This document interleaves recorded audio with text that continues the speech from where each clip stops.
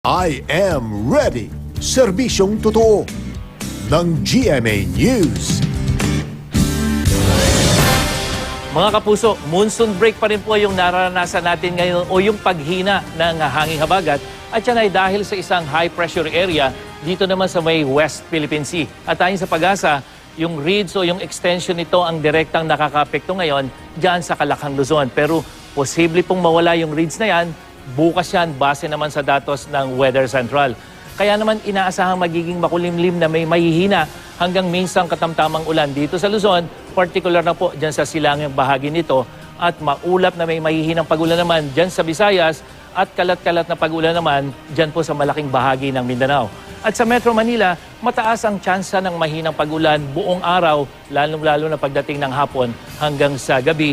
At kung may mamumuong thunderstorm, maaari itong magdulot ng minsanang malakas na ulan.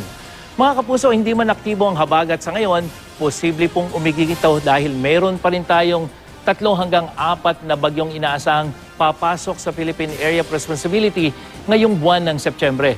At sa average tropical cyclone tracks o yung pong kadalasang track ng bagyo na pumapasok sa PAR pag Setyembre, kadalasan po yan na hindi tumatama sa lupa o kung tatama man ay dito sa may dulong bahagi ng Luzon, base yan sa historical data ng Pag-asa.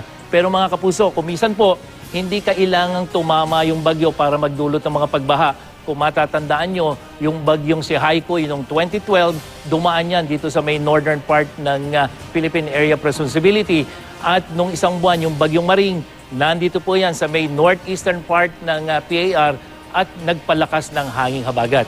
Kaya naman, karaniwang dami ng ulan pag Setyembre, kahit galing po sa dagat Pasipiko yung mga bagyo, sa kanlurang bahagi pa rin ng bansa, particular sa Luzon, nakakaranas ng mas maraming ulan. At kahit po ngayon mga kapuso, maganda-ganda ang panahon, dapat po maging I am ready pa rin tayo sa inaasahang pag-ulan ngayong buwan ng Setyembre. At yan ang ating ulat panahon. Ako po si Nathaniel Cruz para sa I am ready, serbisyong totoo ng GMA News.